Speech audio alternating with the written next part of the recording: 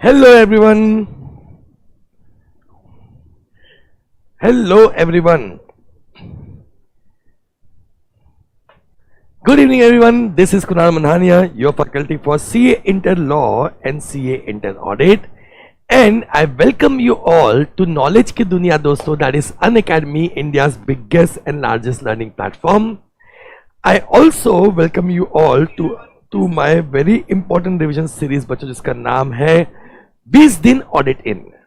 Yes, नाम बच्चों बहुत चीजी है, बट यहाँ पे हम लोग ये अटेम्प्ट कर रहे हैं कि सिर्फ 20-25 डेज में आप लोग का पूरा ऑडिट का एक बार हम रिविजन कर लें। इसी क्वेस्ट में बच्चों अगर मैं बात करूं तो मैं कई सारे चैप्टर कंप्लीट कर चुका हूं। जैसे हम चैप्टर नंबर 1 कंप्लीट कर चुके हैं, कारो कंप्लीट कर चुके हैं, ठीक है, ऑडिट रिपोर्ट कंप्लीट कर चुके हैं। ऑल्सो चैप्टर नंबर 3 का हमारा एक पार्ट बाकी है, बाकी हम पूरा कंप्लीट कर चुके हैं बच्चों। आज हम डील कर रहे हैं इसी कड़ी में chapter number 4 risk assessment and internal control system. Chapter 5 हमारा कंप्लीट हो गया, is it clear? Chapter number 2 हमारा कंप्लीट हो गया।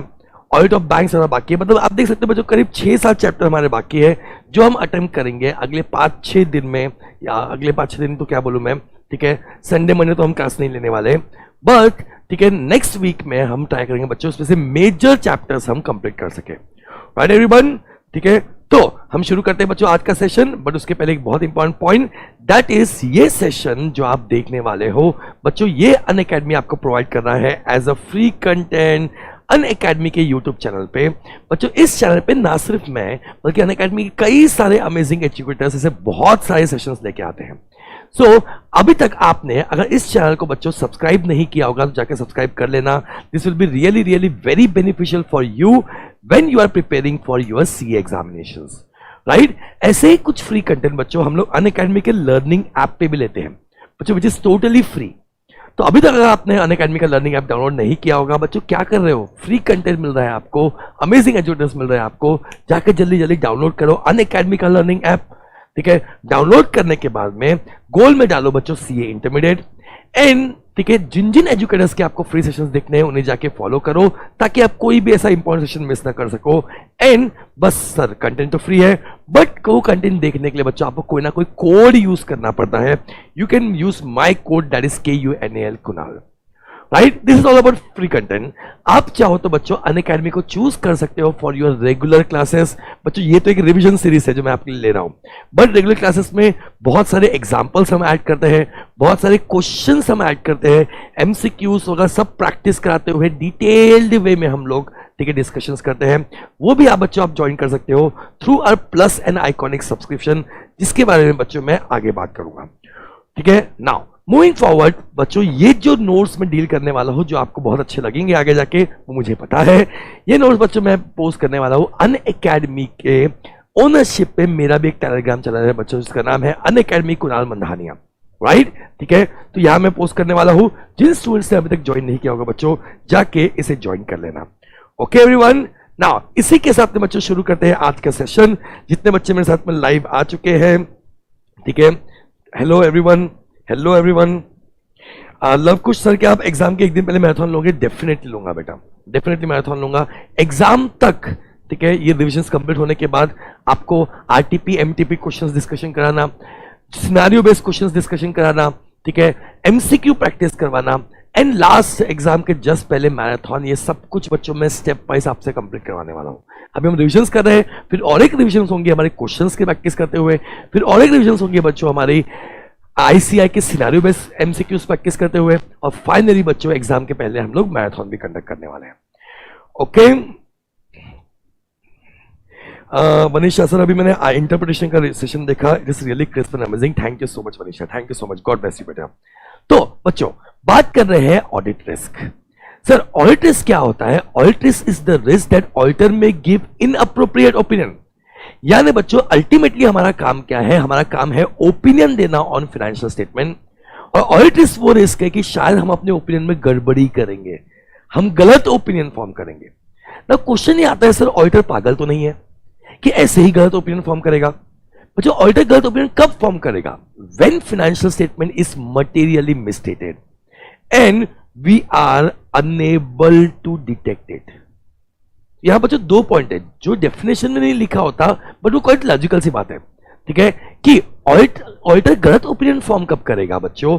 ऑडिटर गलत ओपिनियन फॉर्म करेगा when financial statement is materially मिसस्टेटेड। Financial statement में कुछ गलतियां थी एंड ऑडिटर उन गलतियों को डिटेक्ट नहीं कर पाया, राइट? जब मैं बात करता हूं बच्चों ऑडिटर फाइनेंशियल स्टेटमेंट में भी मटेरियली मिसस्टेटेड, मतलब मैं यहां बात कर रहा हूं रिस्क ऑफ मटेरियल मिसस्टेटमेंट।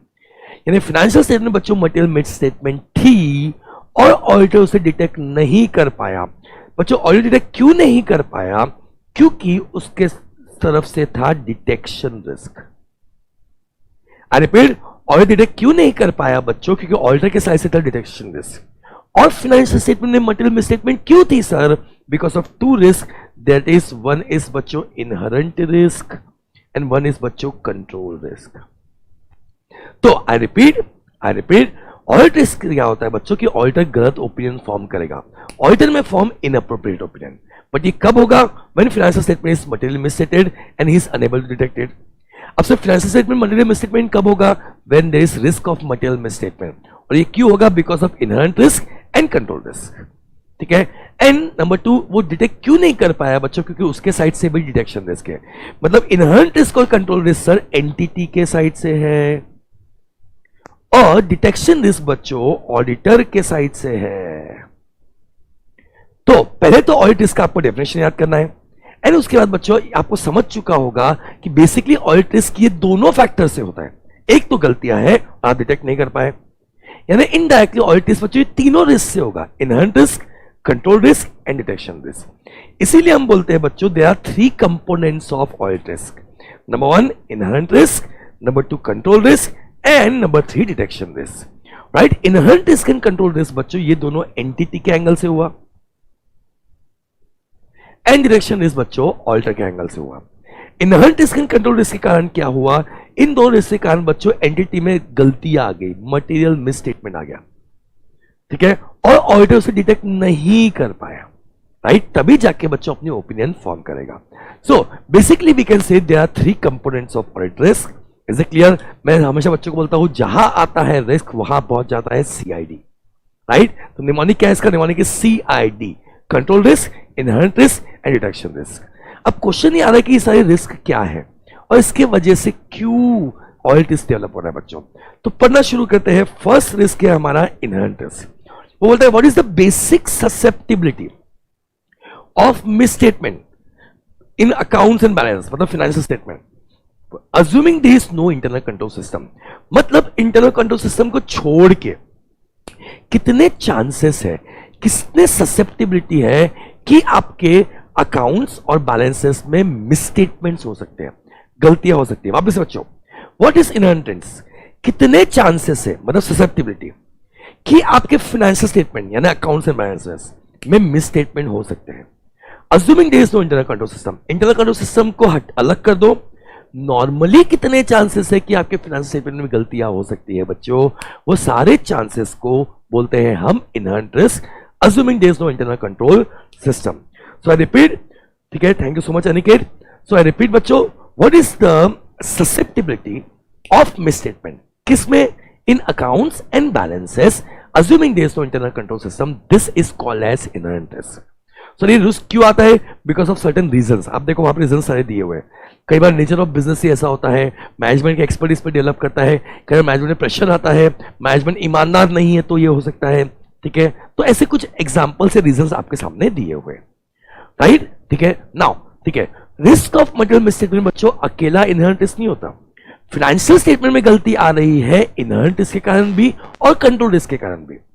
अब सर कंट्रोल रिस्क किसमें आ रहा है? Internal control system. अगर हम बात करें सर इंटरनल कंट्रोल सिस्टम का मेजर रिस्पॉन्सिबिलिटी क्या है बच्चों? तो इंटरनल कंट्रोल सिस्टम का मेजर रिस्पॉन्सिबिलिटी होता है prevention, detection and correction of misstatement. I repeat, internal control system का बच्चों मेजर काम क्या है? That is prevention, detection and correction of misstatement. मतलब इंटरनल कंट्रोल सिस्टम इतना स्ट्रांग होना चाहिए कि भाई गलतियां हुई ही नहीं, प्रिवेंट कर दो, और गलतियां हो गई तो उसे डिटेक्ट कर दो बच्चों और करेक्ट कर दो, राइट? ठीक है? तो भाई इनहेरेंट रिस्क से कितनी भी गलतियां हो जाए, बट इंटरनल कंट्रोल सिस्टम ने उन गलतियों को प्रिवेंट कर देना चाहिए था, और गलतियां मिल भी जाए भाई तो उसे डिटेक्ट करके करेक्ट कर देना चाहिए था। बट ठीक है, फाइनेंशियल स्टेटमेंट में गलतियां क्यों आई? क्योंकि शायद कंट्रोल सिस्टम भी अपना काम नहीं कर पाया। एंड यहां पे बच्चों आ गया आपका control risk. Control risk is the risk that your internal control system भी अपना काम नहीं करेगा। It will be unable to prevent, detect, correct misstatement in financial statement. बच्चों देखो, इनहेरेंट रिस्क से गलती आई, कंट्रोल रिस्क के कारण गलतियां प्रिवेंट, डिटेक्ट, करेक्ट नहीं हो पाई। तो दोनों का रिजल्ट क्या बना? अच्छा, दोनों का रिजल्ट बना कि दोनों के कारण क्या हो गया? आरएमएम, रोमम, रिस्क ऑफ मटेरियल स्टेटमेंट आ गया, मतलब फाइनेंशियल स्टेटमेंट में गलतियां आ गई। क्लियर एकदम? अब सर कंट्रोल रिस्क क्यों आया? बिकॉज बच्चों कंट्रोल सिस्टम के भी कुछ इनहेरेंट लिमिटेशंस होते हैं। ये कौन कौन से होते हैं हम आगे बात करेंगे। आपके सिस्टम के भी कुछ लिमिटेशंस होते हैं भाई, उसके कारण आप कितना भी अच्छा सिस्टम बना दो, गलतियां आ सकती हैं, राइट? इन दोनों रिस्क के कारण क्या हुआ? फाइनेंशियल स्टेटमेंट में बच्चों गलती आई। अब दो बातें होगी, ठीक है? गलती आ चुकी है, या तो ऑडिटर डिटेक्ट कर लेगा या डिटेक्ट नहीं करेगा। अगर डिटेक्ट नहीं किया मतलब बच्चों, मतलब ऑडिटर के प्रोसीजर से भी वो डिटेक्ट नहीं कर पाया इन एरर या फ्रॉड्स को या मिस स्टेटमेंट को, this is called as detection risk. ये ऑडिटर के एंगल से हो गया कि भाई तुम्हारे प्रोसीजर में इतना दम ही नहीं था कि तुम इन गलतियों को डिटेक्ट कर पाओ। अब सर क्यों ऑडिटर में दम क्यों नहीं था? बच्चों क्योंकि ऑडिट के भी तो कुछ इनहेरेंट लिमिटेशंस होते हैं ना, ऑडिट के भी तो कुछ इनहेरेंट लिमिटेशंस होते हैं ना, उसके कारण वो भी डिटेक्ट नहीं कर पाया। ठीक है, तो सर क्या हुआ? गलतियां थी एंड डिटेक्ट नहीं कर पाया, तो क्या हो गया बच्चों? ऑडिट रिस्क आ गया। ऑडिट रिस्क आ गया। सर आइडियली क्या होना चाहिए था? अगर आइडियली गलतियां थी तो उसे डिटेक्ट कर लेना चाहिए था, मतलब डिटेक्शन रिस्क कम होना चाहिए था। यानी गलतियां है बट डिटेक्शन रिस्क कम है, मतलब ऑडिटर गलतियों को ढूंढ पाया, तो बच्चों गलत ओपिनियन फॉर्म नहीं करेगा। या उल्टा होना चाहिए था, गलतियां ही नहीं हो अगर गलतियां ही नहीं है तो डिटेक्ट करे नहीं करे कोई फर्क नहीं पड़ता। इसीलिए बच्चों हम बोलते हैं, और ये याद रखना, it's a very very very important sentence, कि अगर आपको ऑडिट रिस्क को ठीक है रिड्यूस करना है तो एक तो आपको आईसी को कंबाइनली असेस करना पड़ेगा, बिकॉज आई और सी मिला के रोम बनता है, रिस्क ऑफ मटेरियल स्टेटमेंट बनता है। ठीक है, इन दोनों को कंबाइनली असेस करना पड़ेगा बच्चों, और कंपेयर करना पड़ेगा डिटेक्शन रिस्क से, और इनके बीच में कौन सा रिलेशनशिप होना चाहिए? इनके बीच में बच्चों होना चाहिए इनवर्स रिलेशनशिप। यानी इनहेरेंट और कंट्रोल रिस्क है, मतलब गलतियां है तो ऑडिटर डिटेक्ट कर पाएगा तो डिटेक्शन रिस्क कम होगा, और डिटेक्शन रिस्क ज्यादा है तो ये कम हो जाना चाहिए। मतलब ये रहे नहीं तो ऑडिटर बच्चों अगर क्या बोलते हैं फेक आर्टिकलशिप भी करता है, डमी आर्टिकलशिप भी करता है, तो उससे फर्क नहीं पड़ना चाहिए, राइट? क्योंकि गलतियां ही नहीं तो तुम क्या डिटेक्ट करोगे? डन? तो याद रखना, ऑडिट रिस्क को रिड्यूस करने के लिए आपको कंबाइनली असेस करना पड़ेगा इनहेरेंट रिस्क को, कंट्रोल रिस्क को, और कंपेयर करना पड़ेगा बच्चों डिटेक्शन रिस्क से। एंड इनके बीच में क्या रिलेशनशिप होना चाहिए? बोलो मेरे साथ में सभी लोग, इनके बीच में होना चाहिए बच्चों इनवर्स रिलेशनशिप। समझा क्या? Yes sir. तो ऑडिट रिस्क क्या होता है हमने ये देख लिया, उसके तीन कंपोनेंट्स देख लिए, आई, सी और डी। दो एंटिटी के साइड से आई और सी, ठीक है, ऑडिटर के साइड से डी। Is it clear? दोनों के मीनिंग्स देख लिए हम लोगों ने, और ऑडिट रिस्क को रिड्यूस करने के लिए इनके बीच में क्या रिलेशनशिप होना चाहिए, इनवर्स रिलेशनशिप बच्चों, वो भी हमने अच्छे से देख लिया।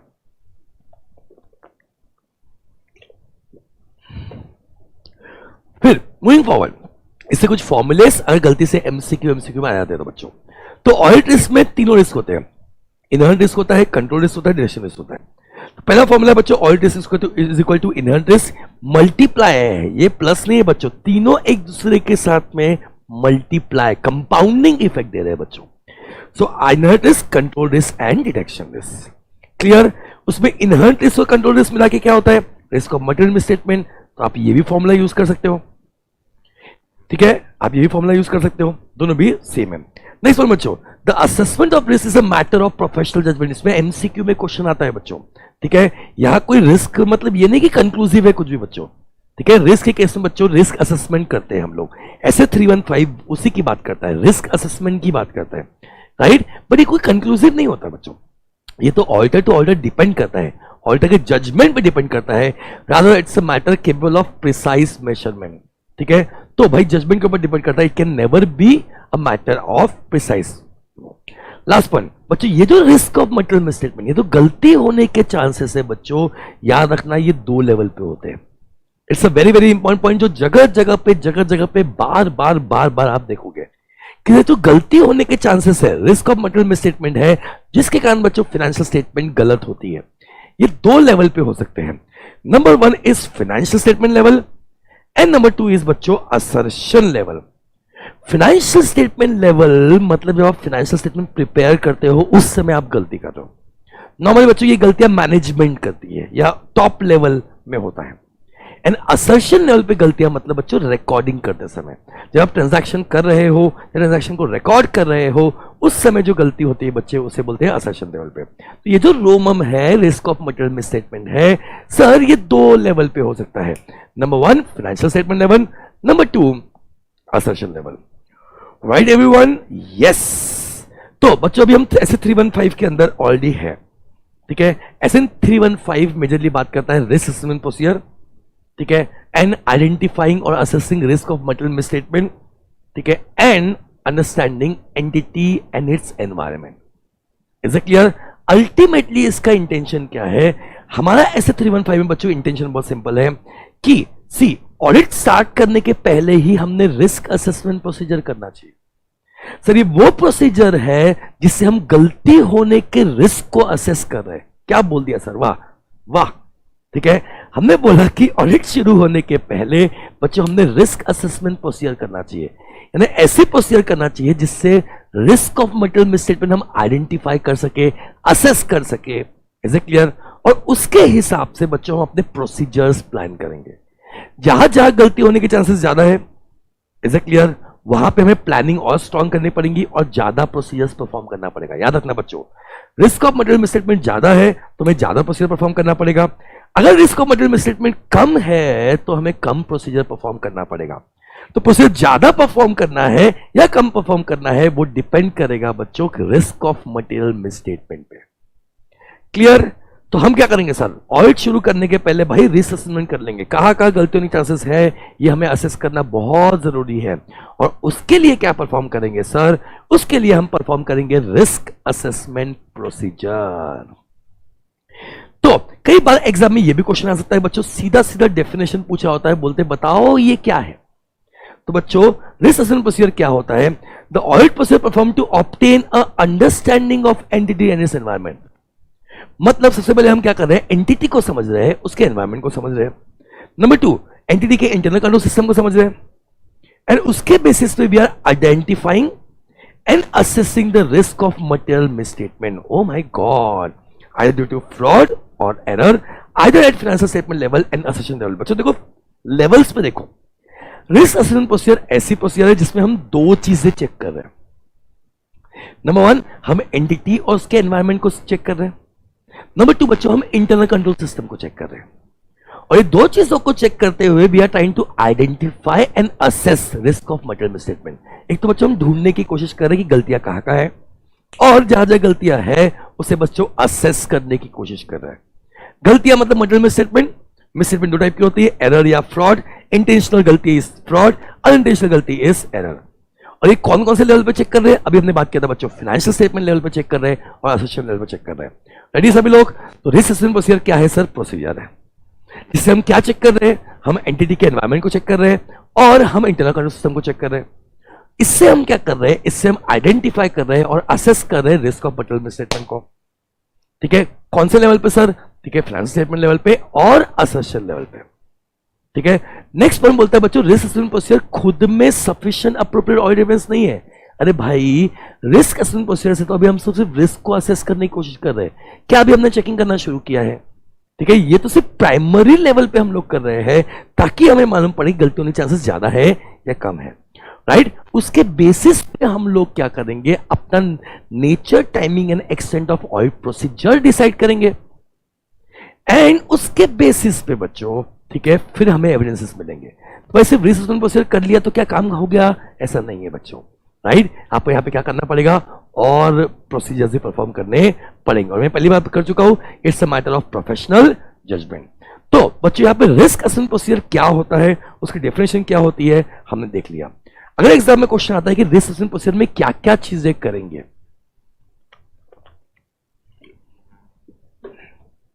क्या क्या चीजें करेंगे, डन। तो मैं आपको एकदम इजी कर देता हूं। बुक में आपके मॉड्यूल में भी ये दिया हुआ है, पार्ट्स में दिया हुआ है, उसको मैंने एक जगह पर लिख दिया। तो what are procedures when you perform, when you are doing risk assessment procedure? बच्चों कुछ नहीं है, आपको सिर्फ पूछना है। आपको क्वेश्चन का आंसर चाहिए ना, आपको पूछना है। किसको पूछना है? आपको पूछना है ICAI को। कि भाई रिस्क असेसमेंट प्रोसीजर कैसे करते हैं, कैसे करते हैं, कैसे करते हैं बच्चों। आपको पूछना है किसको, आईसीएआई को। कैसे पूछोगे, बस आपको आवाज लगानी है। क्या आवाज लगाओगे आप, लगाओगे ओ आईसीएआई। लगाओ बच्चों मेरे साथ में आवाज। रिस्क असेसमेंट प्रोसीजर करना है ना, तो आपको आईसीएआई को आवाज लगानी पड़ेगी। क्या आवाज लगाओगे, आप बोलोगे ओ आईसीएआई। बच्चों इसके लिए निमोनिक है मस्त वाला, सिंपल वाला, that is O I C A I. Done. और वहां से आएगा आपको रिस्पॉन्स, तथास्तु इज आर। इसके लिए बच्चों मस्त वाला निमोनिक है मेरे पास आपके लिए, that is O I C A I R. Done. ठीक है, ये सारी चीजें करनी पड़ेंगी जब जाके आप रिस्क असेसमेंट कर पाओगे। ओके। उसे क्या है, ऑब्जर्वेशन। ऑब्जर्व करो कि मैनेजमेंट अपना काम कैसे करती है। ठीक है, मैनेजमेंट अपना काम कैसे करती है, how does management perform procedures. इतना ही नहीं बच्चों, इंस्पेक्ट करो, चेक करो मैनेजमेंट का सिस्टम कैसा है और मैनेजमेंट का प्रोसीजर कैसा है। ठीक है, तो ऑब्जर्वेशन से सिर्फ ऑब्जर्व कर रहे हो आप, देख रहे हो चीजें कैसे हो रही है। ठीक है, क्योंकि आपका इतना एक्सपीरियंस है, आप इतने एंटिटी का ऑडिट कर चुके हैं, आपको पता है कि मैनेजमेंट प्रोसीजर कैसे करता है। उससे आपको समझ जाता है कई बार कि भाई गलती होने के चांसेस ज्यादा है कि कम है। नंबर 2 बच्चों, इंस्पेक्ट करो कि मैनेजमेंट का इंटरनल कंट्रोल सिस्टम कैसा है, मैनेजमेंट प्रोसीजर कैसे परफॉर्म कर रहा है, इसको चेक करो। राइट, ओ हो गया, आई हो गया, सी तो है नहीं। ए से बच्चों एनालिटिकल रिव्यू प्रोसीजर, एआरपी, जिसपे अलग से हमारा एक चैप्टर है बच्चों। याद रखना, analytical review procedure is one of the very important part of risk assessment procedure. It is a very important part. ठीक है, जिसमें हमें याद है आपको एनालिटिकल रिव्यू प्रोसीजर में क्या करते हैं। ठीक है, हम रेशियोज चेक करते हैं, हम ट्रेंड्स चेक करते हैं, हम इंटरफॉर्म एनालिसिस करते हैं, हम इंट्राफॉर्म एनालिसिस करते हैं, हम बजट एनालिसिस करते हैं, हम कंपैरिजन एनालिसिस करते हैं बच्चों। ये सब एनालिसिस करते करते जहां हमको झोल दिख रहा है, जहां हमको गड़बड़ दिख रहा है, मतलब भाई वहां पे गलती होने के चांसेस ज्यादा है। तो देखा कहीं ना कहीं क्या हुआ, एनालिटिकल प्रोसीजर्स के थ्रू मुझे गलती होने के चांसेस को आइडेंटिफाई करने में हेल्प मिल गया। मतलब अल्टीमेटली क्या हुआ भाई, this is also a risk assessment procedure. तो analytical review procedure is also बच्चों one of your risk assessment procedure. फिर ठीक है, हम तो एनडीटी में नए हैं भाई, पूछताछ करो, इंक्वायरी करो। किन किन से करोगे, नंबर 1 मैनेजमेंट से करोगे, नंबर 2 उनके बड़े पापा टीसीडब्ल्यूजी से करोगे, एम्प्लॉइज से करोगे, इंटरनल ऑडिटर से करोगे, ब्रांच ऑडिटर से करोगे। इन 5 लोगों से बच्चों पूछताछ करो। किन से इंक्वायरी करोगे, from management, those charged with governance, employees, internal auditor and branch auditor. Is it clear? ये 5 लोगों से बच्चों आपको क्या करनी है, पूछताछ करनी है। डन। 5 लोगों से बच्चों आपको क्या करनी है, पूछताछ करनी है। एंड लास्ट पॉइंट है, ठीक है, आर से रिस्क। आर से बच्चों फ्रॉड रिस्क फैक्टर्स को आइडेंटिफाई करो। अब सर ये फ्रॉड रिस्क फैक्टर्स क्या होता है बच्चों, वो फैक्टर्स जिसने फ्रॉड होने के रिस्क को बढ़ाया। आई रिपीट, वो फैक्टर्स बच्चों जिसने फ्रॉड होने के रिस्क को बढ़ाया, इसे हम बोलते हैं फ्रॉड रिस्क फैक्टर्स। ठीक है, मतलब फॉर एग्जांपल, ठीक है, पत्नी ने पति का खून किया पत्नी ने पति का खून किया, तो फ्रॉड रिस्क फैक्टर्स क्या क्या हो सकते हैं। क्या वो फैक्टर्स थे जिसने उसे ये करने में मजबूर किया। ठीक है, नंबर 1, या तो उसका किसी और का चक्कर चल रहा होगा। ठीक है, वैसे वर्षा भी कर सकते हो आप। लड़की हिम्मत बोलना पत्नी ने पति को कोई एग्जाम्पल दिया, सर पति ने पत्नी वाला एग्जाम्पल दो, तो कोई भी हो सकता है, टेंशन मत लो। ठीक है, इशू क्या हो सकता है, नंबर 1 या तो उनका बाहर चक्कर चल रहा है, या तो नंबर 2, ठीक है, दोनों एक दूसरे से त्रस्त है भाई, परेशान हो गए, इरिटेट कर दिया है, जिंदगी उनकी खराब कर दी है। Is it clear? तो ये 2 रीजंस क्या हो गए, रिस्क फैक्टर्स हो गए, जिसके कारण उसे ये खून करना पड़ा। वैसे ही बच्चों फ्रॉड रिस्क फैक्टर्स आप ऐसे 240 में पढ़ोगे, ऐसे कुछ फैक्टर्स होते हैं, रीजंस होते हैं जिनके कारण फ्रॉड करना पड़ा। तो एज अ ऑडिटर हम जब रिस्क असेसमेंट कर रहे हैं, डोंट यू फील ये फ्रॉड रिस्क फैक्टर्स को अगर हमने आइडेंटिफाई कर दिया, असेस कर दिया, तो उससे हमको कहां का गलती होने के चांसेस है वो मालूम पड़ जाएगा। राइट? ठीक है, so this are the 1 2 3 4 5 factors या 5 प्रोसीजर्स आप जो आपने परफॉर्म करना चाहिए अगर आप रिस्क असेसमेंट प्रोसीजर कर रहे हो। तो सर बात तो आपने बहुत जबरदस्त बोली, कि एज अ ऑडिटर ऑडिट शुरू करने के पहले अपन ने ना रिस्क असेसमेंट प्रोसीजर करना चाहिए। क्यों? उससे हमको मालूम पड़ जाता है भाई कहाँ गलती होने के चांसेस ज्यादा है, कहाँ कम है, एंड उसके अकॉर्डिंगली हम अपने प्रोसीजर परफॉर्म कर सकते हैं।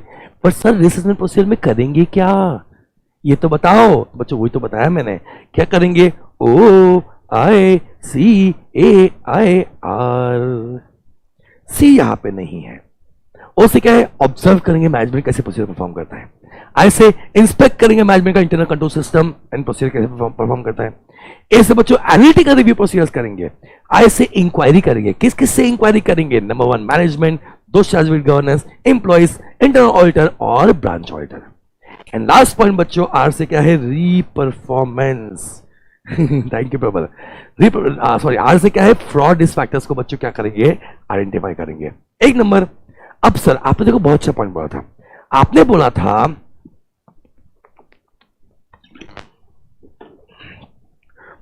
था सर कि हम आरएपी रिस्क असेसमेंट प्रोसीजर में क्या कर रहे हैं सर, हम एंटिटी और उसके एनवायरमेंट को समझने की कोशिश कर रहे हैं, इंटरनल कंट्रोल सिस्टम को समझने की कोशिश कर रहे हैं। तो इंटरनल कंट्रोल सिस्टम क्या होता है बच्चों, वो तो आगे आने ही वाला है। पर सर अगर हमको एंटिटी को समझना है, उसके एनवायरमेंट को समझना है, तो किन किन फैक्टर्स को हमको स्टडी करना पड़ेगा। आई रिपीट बच्चों, अगर आपको एंटिटी को समझना है, उसके एनवायरमेंट को समझना है बच्चों, ये सारे फैक्टर्स को आपको स्टडी करना पड़ेगा। ये सेम चीज चैप्टर नंबर 2 के अंदर भी है एंड सेम चीज बच्चों चैप्टर नंबर 4 के अंदर भी है। तो this becomes a really important question कि भाई इन चीजों को स्टडी कर दिया ना मेरे भाई, मतलब आपको एंटिटी भी समझ गया, उसका एनवायरमेंट भी समझ गया, एंटिटी भी समझ गया, उसका एनवायरमेंट भी समझ गया। तो क्या स्टडी करो, नंबर 1 कौन सी इकोनॉमी में है वो, नंबर 2 ये इंडस्ट्री का नेचर क्या है, ठीक है, नंबर 3 इन पे लॉस कौन कौन से एप्लीकेबल है, नंबर 4 इनका ओनरशिप स्ट्रक्चर क्या है, ओनर्स कौन कौन है, नंबर 5 फाइनेंशियल स्ट्रक्चर क्या है, कितना डेट है, कितना इक्विटी है, नंबर 6 इन्वेस्टमेंट किन टाइप पे करते हैं बच्चों, नंबर 7 ऑपरेशंस कैसे करते हैं वो लोग, नंबर 8 फाइनेंशियल रिपोर्टिंग कैसे करते हैं, अकाउंटिंग पॉलिसीज कैसे करते हैं और फाइनेंशियल ऑब्लिगेशंस को फुलफिल कैसे करते हैं। देखो बच्चों अलग अलग चीजें आइडेंटिफाई कर रहे हैं।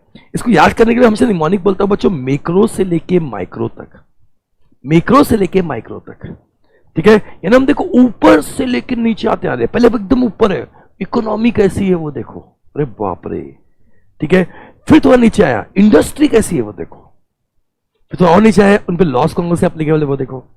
अब बच्चों एनडीटी के अंदर घुस गए एनडीटी के अंदर ही घुस गए और बोला उसका ओनरशिप स्ट्रक्चर क्या है, फाइनेंशियल स्ट्रक्चर क्या है, इन्वेस्टमेंट्स क्या है वो देखो।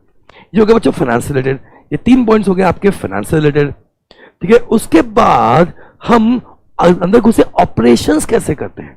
अब ऑपरेशंस किया, ट्रांजैक्शंस किए, तो फाइनेंशियल रिपोर्टिंग कैसे करते हैं, फ्रेमवर्क क्या है, अकाउंटिंग पॉलिसीज यूज क्या करते हैं, 1 2 3 4 5 6 7 8 9, ठीक है। ये सारे पॉइंट्स अगर आपने चेक कर लिए, मतलब आपने एंटिटी को समझ लिया और उसके एनवायरमेंट को समझ लिया। ओके, ये हो गया अपने सिंपल सिंपल सिंपल। अब बढ़ते हैं सर आगे आगे। ये पॉइंट मॉडल में थोड़ा एंड में दिया हुआ है, बट ये बहुत अच्छा पॉइंट है।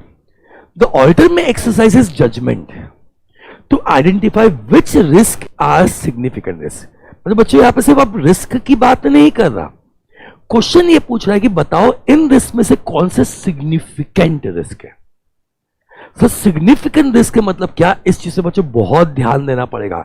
इसके हिसाब से अपने प्रोसीजर्स को चेंज करना भी पड़े तो हम चेंज करेंगे। बच्चों कोई भी रिस्क यानी गलती होने के चांसेस सिग्निफिकेंट रिस्क कब बनेंगे सर, जब नंबर 1 बच्चों it is related to fraud. Number 1 when it is related to fraud, intentionally गलती होने के चांसेस ज्यादा है। एरर ठीक है भाई, फ्रॉड है, फ्रॉडुलेंट है, तो प्रॉब्लम है बच्चों।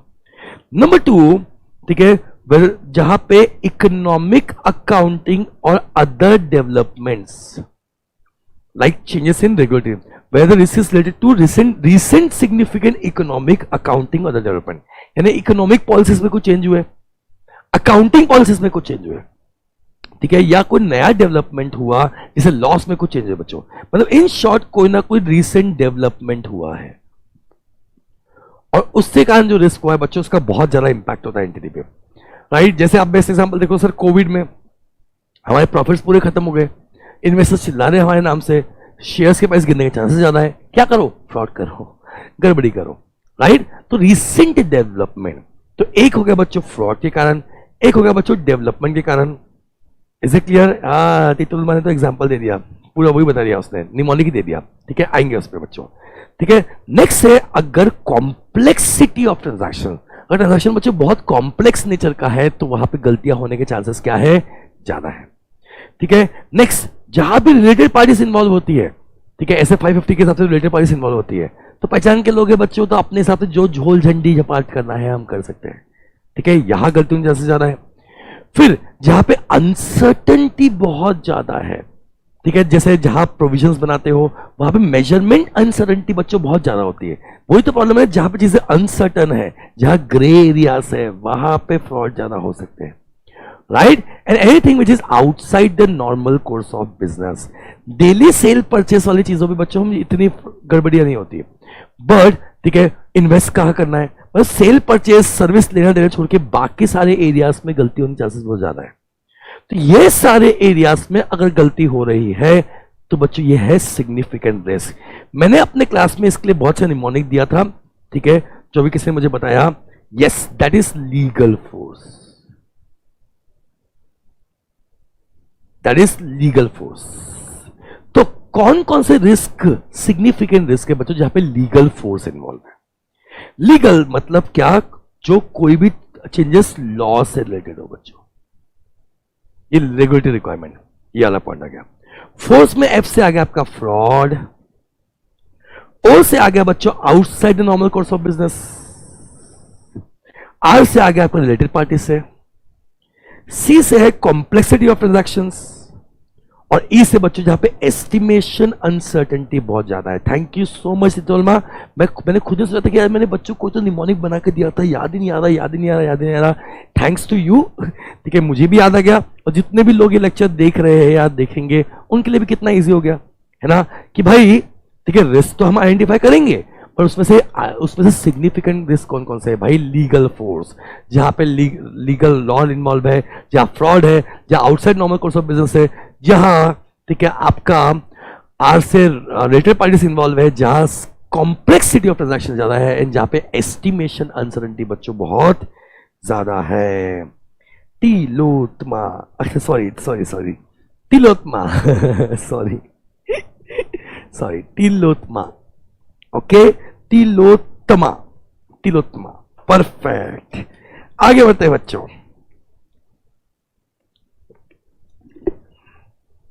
तो अब ये भी हो गए, अब मूव करते हैं बच्चों इंटरनल कंट्रोल सिस्टम में। Internal control system very very very important part of your audit. तो बच्चों देखो, इंटरनल कंट्रोल सिस्टम मतलब किसकी तरह हो गया, अभी आईपीएल का सीजन है, मैं आईपीएल वाला एग्जांपल देता हूं।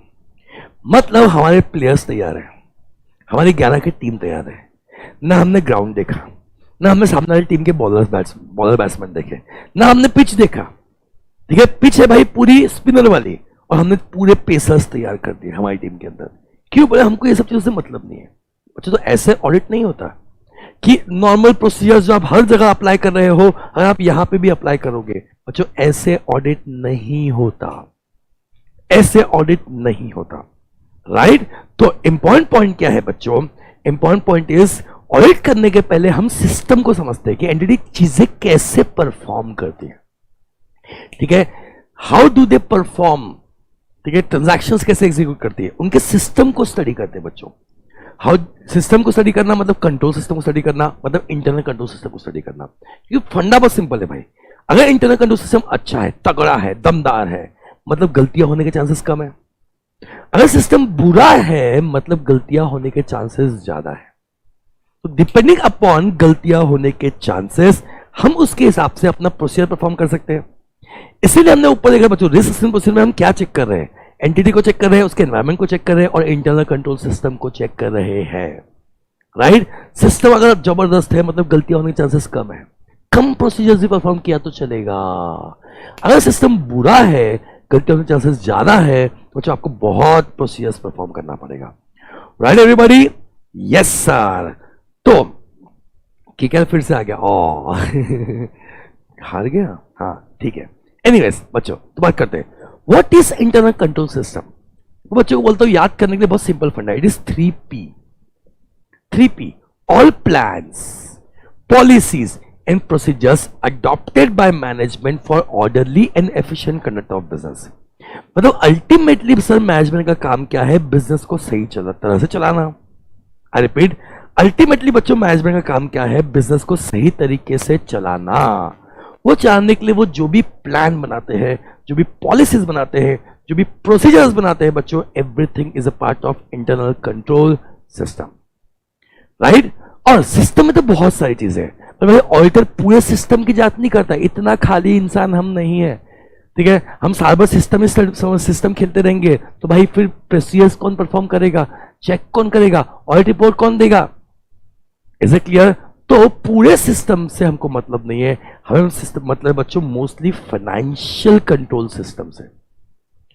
एज अ ऑडिटर पूरे सिस्टम से हमको मतलब नहीं है सर, हमें मतलब किससे है? हमें मतलब है बच्चों फाइनेंशियल कंट्रोल सिस्टम से।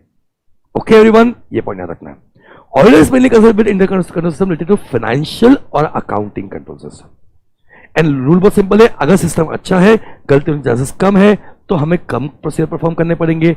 अगर सिस्टम बुरा है, गलती होने के चांसेस ज्यादा है, तो बच्चों हमें ज्यादा प्रोसीजर्स परफॉर्म करने पड़ेंगे।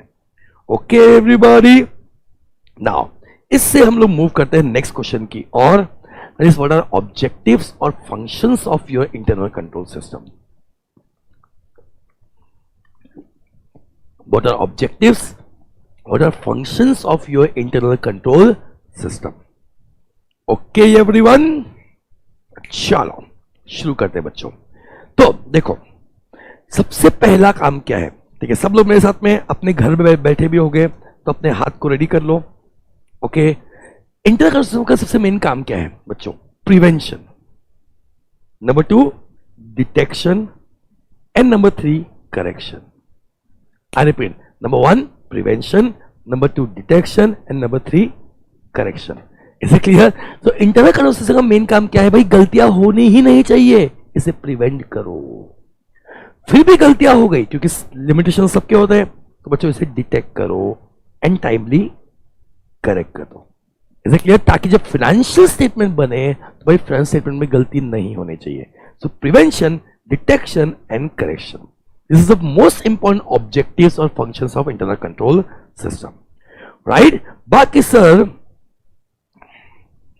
यस प्रबल, बाकी सर ट्रांजैक्शन से रिलेटेड 2 ऑब्जेक्टिव है उसके। नंबर 1, ट्रांजैक्शन प्रॉपर्ली एग्जीक्यूट होना चाहिए, ठीक है, ट्रांजैक्शन प्रॉपर्ली होना चाहिए। अब होने के बाद बच्चों उसकी प्रॉपर रिकॉर्डिंग होनी चाहिए। एंड व्हेन आई से proper recording, it should be with proper amount, in proper account and in proper period. Proper amount से, प्रॉपर अकाउंट में एंड प्रॉपर पीरियड में, ठीक है। तो सर फर्स्ट ऑब्जेक्टिव क्या था? Prevention, detection, correction. Second objective क्या था बच्चों? Proper execution of transaction. Number 3 proper recording of transaction. Proper recording का मतलब क्या होता है भाई? करेक्ट अमाउंट से होना चाहिए, प्रॉपर अकाउंट्स पे होना चाहिए, प्रॉपर पीरियड में होना चाहिए, राइट। फिर बच्चों 1 ये हो गया, 2 ये हो गया, 3 ये हो गया।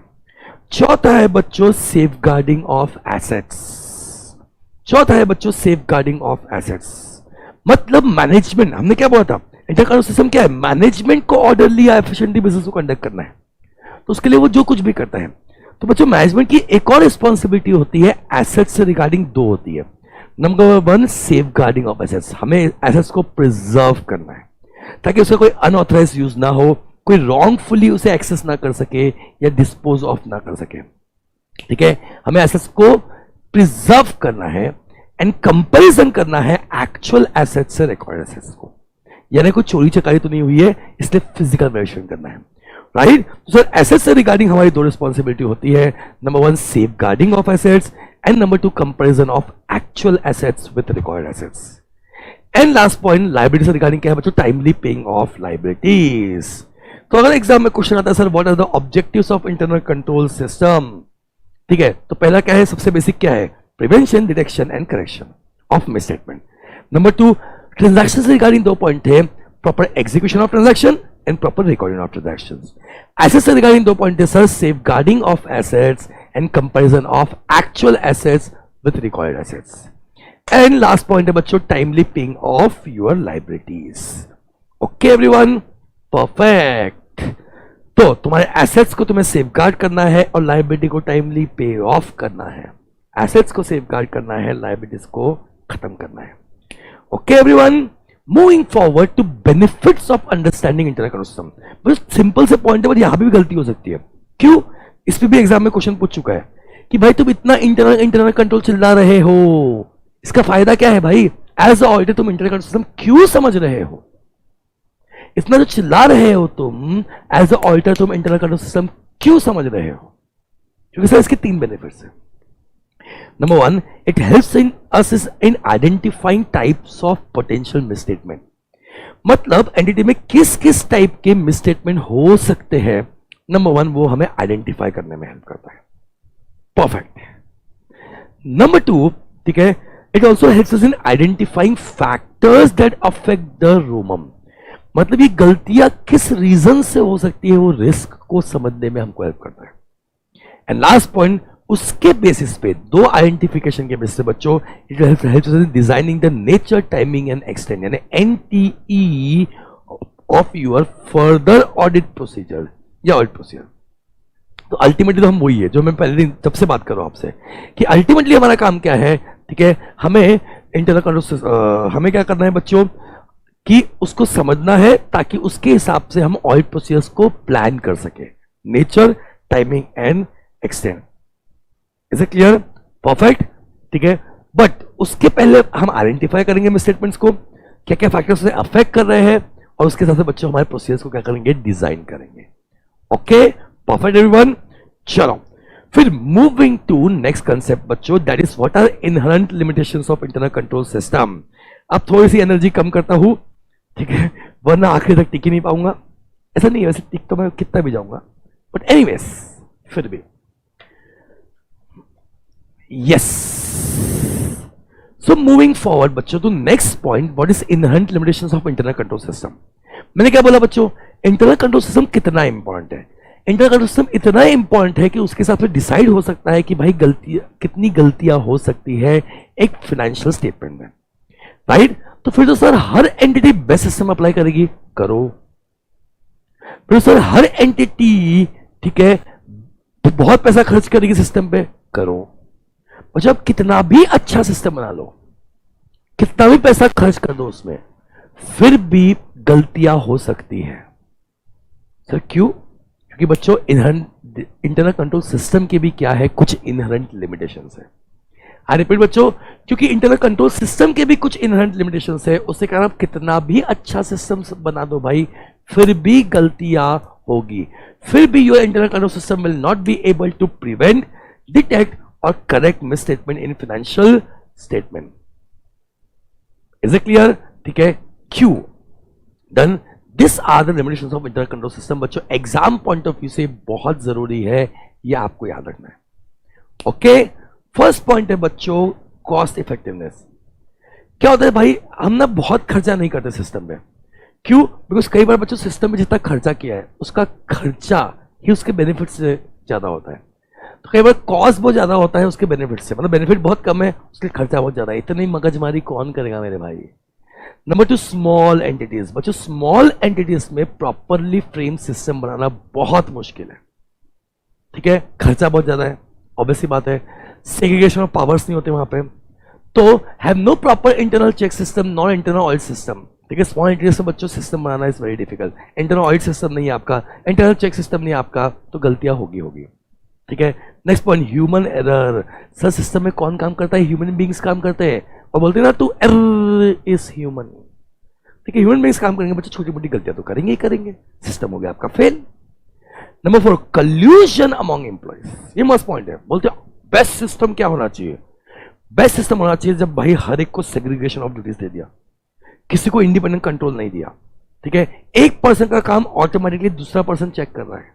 बहुत अच्छी बात बोली, सुनने में बहुत अच्छा लगता है. बट तुमने बोला सिस्टम बेस्ट क्या होगा? जब ऑटोमेटिकली एक पर्सन का काम दूसरे पर्सन ने चेक कर लिया. व्हाट इफ इन दोनों ने मिली भगत की, कल्यूजन किया, अब क्या गया तुम्हारा सिस्टम? सर अब क्या करेंगे? सिस्टम तो फेल हो गया. इनहेरेंट लिमिटेशन क्या कर सकते हैं? मैन तो सोशल एनिमल, मैन तो मिली भगत करेगा ही करेगा. जहां तक खुद से फ्रॉड होगा वो खुद करेगा, जहां खुद अकेले से नहीं होता 3-4 लोगों को इन्वॉल्व करके करेगा. क्या ही कर लोगे तुम जीवन में, बताओ मुझे. ओके, नेक्स्ट इज बच्चों abuse of authority and manipulation by management. Abuse of authority मतलब क्या? देखो जब हम सिस्टम बनाते हैं प्रॉपर, तो किसी को कोई अथॉरिटी देते हैं. व्हाट इफ उसने अपने अथॉरिटी का अब्यूज कर दिया? बच्चों को हमेशा एग्जांपल देता हूं कि मैं एचआर मैनेजर हूं, मैंने प्रॉपर अटेंडेंस सिस्टम बनाने के लिए मैंने वो सिस्टम बनाया जिसमें आप जब भी एंटिटी में एंटर होते हो आप वो कार्ड पंच करते हो। इससे आपका इन टाइम मालूम पड़ जाता है, आपका आउट टाइम मालूम पड़ जाता है। इससे आपको पेनाल्टीज लगानी है या आपको ओवर टाइम पैसा देना है, आपकी एब्सेंटीज चेक करनी है, आपका रेम्यूनरेशन चेक करना है, सब कुछ बच्चों वहीं पे मिल जाता है। ठीक है, तो बाकी लोगों के तो लागू हो रहा है, पर बच्चों मैं खुद ही कंपनी का एचआर मैनेजर हूं। अपन खुद ही कंपनी का एचआर मैनेजर है भाई। तो अपन ने क्या किया, गार्ड को दे दिया अपना पंच कार्ड। बोले बेटे लाल, रोज सुबह 10 बजे वो पंच कर देना और रोज शाम को 8 बजे पंच कर देने का।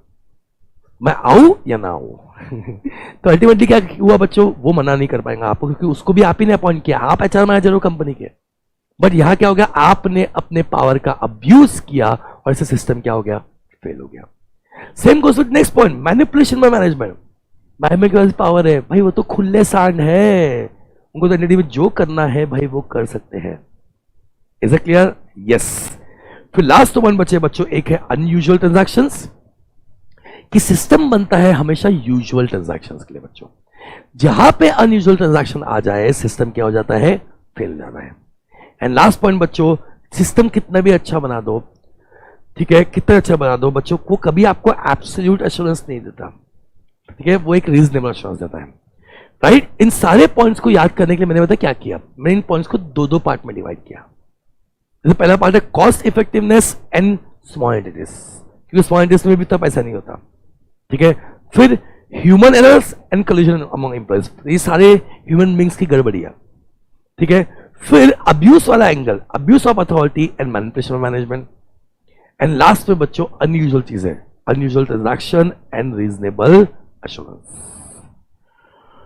ओके एवरीवन, आई होप आपको ये पॉइंट समझा हो। ठीक है, अब आते हैं नेक्स्ट और दमदार क्वेश्चन के और।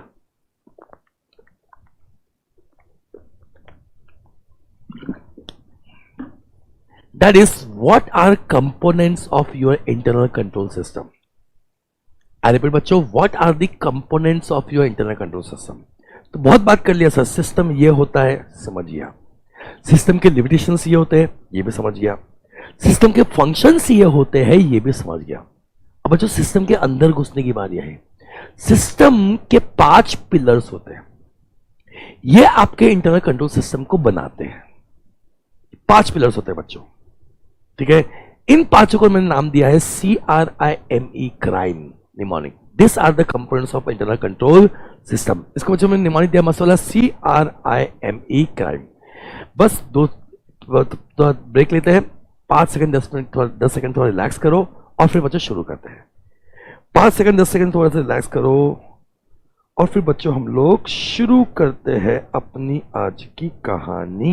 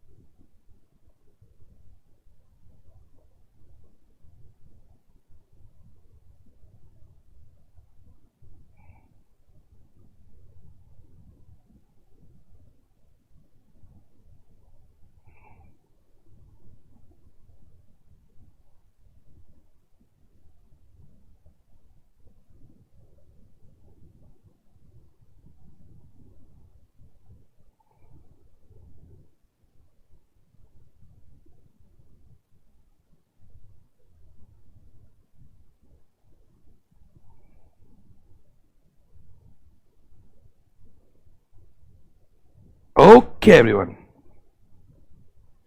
सो शुरू करते हैं बच्चों आगे कहानी। नहीं पवल, मैं सबका सपोर्टर हूँ, मैं मैं क्रिकेट को सपोर्ट करता हूं चलो, so sir internal control system 5 pillar से बना हुआ है। ठीक है, निमोनिक दिया बच्चों, उसको याद करें मैंने, क्राइम।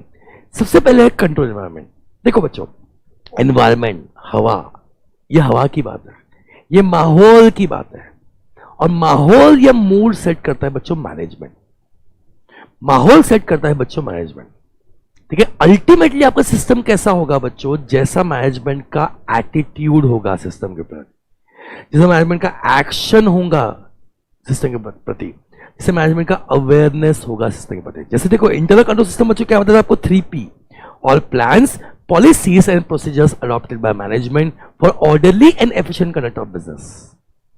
वैसे ही बच्चों control environment is your 3A, और attitude, action and awareness of management regarding internal control system and its environment. जैसा मैनेजमेंट का एटीट्यूड होगा बच्चों वैसा आपका सिस्टम होगा। मैनेजमेंट बोलेगा नहीं मुझे स्ट्रॉन्ग सिस्टम चाहिए, गलतियां नहीं चाहिए, तो भाई आपका सिस्टम ऐसा होगा। मैंने बोलता ठीक है यार थोड़ी बहुत छोटी मोटी गलती तो होती ही रहती है, आपका सिस्टम ऐसा रहेगा। मैंने बोला यार गलती वलतियों से क्या मतलब है, पैसा पाइजे, पैसा चाहिए, चाचे चाचे, बिजनेस चाहिए, प्रॉफिट चाहिए, तो आपका सिस्टम ऐसा होगा। जैसा आपका मैनेजमेंट का एटीट्यूड होगा, एक्शन होगा, अवेयरनेस होगा, वैसा बच्चों होगा आपका internal control system. Okay, so this is 3A, perfect. ठीक है, कंट्रोल एनवायरमेंट। अब बच्चों देखो कंट्रोल एनवायरमेंट मतलब आपने जो प्लान किया, अब बारी है प्लान को या आपकी पॉलिसीज को इंप्लीमेंट करने की। That is called as your control activity. What is control activity? देखो बच्चों, policies and procedures to ensure management directives are followed. Management ने जो भी डायरेक्टिव्स बनाए हैं उसे फॉलो करना is your control activity, right? ठीक है, यहां पे ऑल्टर को क्या करना पड़ेगा? Auditor requires understanding of only control related to classes of transactions, account balances, disclosures having significant risk। मतलब क्या भाई, हमें हर कंट्रोल को पढ़ने की जरूरत नहीं है, बट जहां पे फाइनेंस इन्वॉल्व है, जहां पे अकाउंटिंग इन्वॉल्व है, मतलब ये पूरा मिला के हमको क्या समझा, जहां बच्चों अकाउंटिंग इन्वॉल्व है, जहां डिस्क्लोजर जो फर्स्ट डे से हम बोल रहे हैं, और जहां बच्चों रिस्क सिग्निफिकेंट है, इन 3 चीजों का लिए हमको मतलब है। तो plan banana is your control environment. Number 2 बच्चों, वो एक्टिविटी को परफॉर्म करना, ठीक है, is your control activity. Clear हो गया? ठीक है, third pillar, a very very very very very important pillar, ठीक है, दैट इज बच्चों risk assessment procedure with in the entity.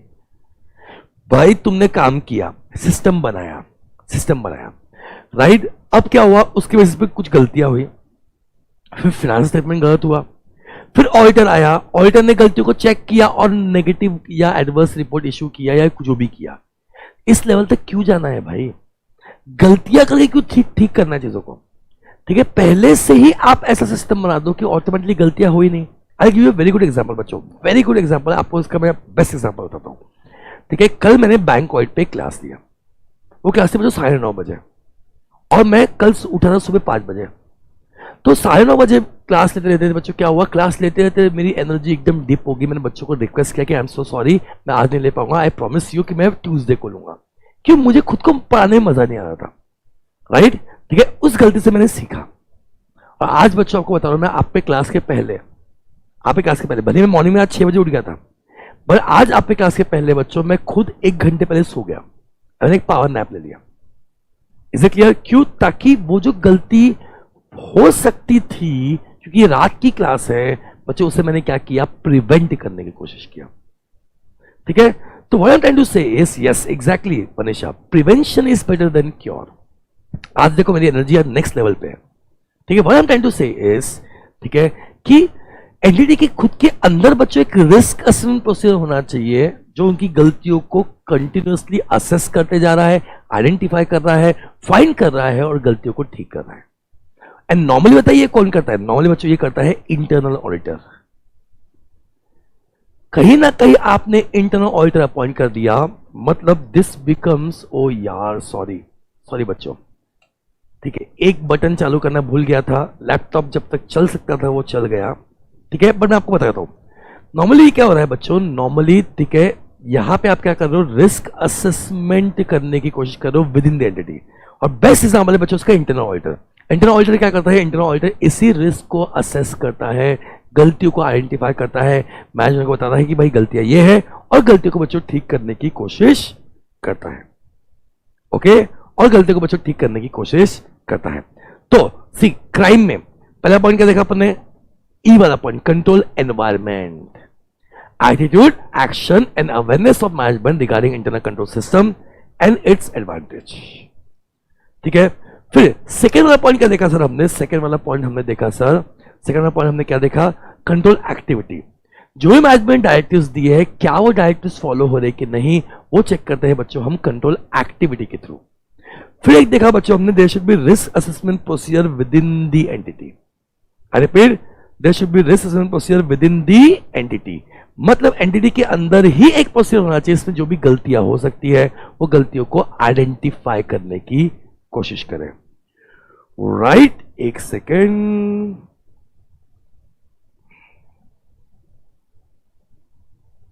Yes,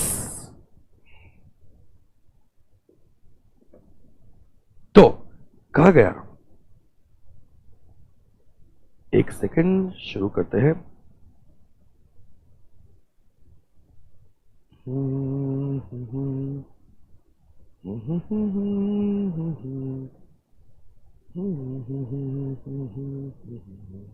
yes, आ गया, आ गया। ओके, तो अब देखो बच्चों, इंपॉर्टेंट है, अगर एग्जाम में क्वेश्चन आता है what is risk assessment procedure with in the entity, तो बोला क्या, whether the entity has process for idea. इसके लिए निमोनिक सर क्या है, इसके लिए निमोनिक है बच्चों मस्ट वाला, that is idea. Idea idea research process कितना अच्छा है ना, कोई नया आइडिया लेके आने, जैसे मैं लेके आया कि भाई पावर नैप ले लो, वैसे बच्चों आइडिया लेके आना है। क्या आई से, क्या वो प्रॉब्लम्स को आइडेंटिफाई करते हैं, क्या उसके हिसाब से एक्शन डिसाइड करते हैं कि भाई प्रॉब्लम के लिए क्या करना चाहिए। नंबर 3, क्या वो एस्टिमेशन करते हैं कि क्या सिग्निफिकेंट है क्या सिग्निफिकेंट नहीं है, एंड कितने बार ये हो सकता है, असेसिंग द लाइक्लीहुड। तो सर रिस्क असेसमेंट प्रोसीजर का काम क्या है, 4 चीजें।